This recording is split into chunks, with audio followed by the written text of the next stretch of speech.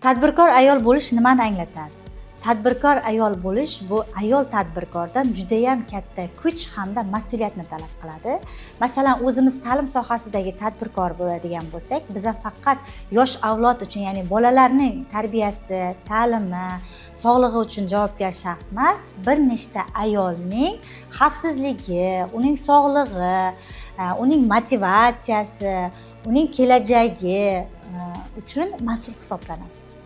Ayol tadbirkor bo'lish bu har qanday vaziyatda mustaqil qaror qabul qila olishi va o'sha qarorga mas'uliyat bilan yondashishni talab qiladi.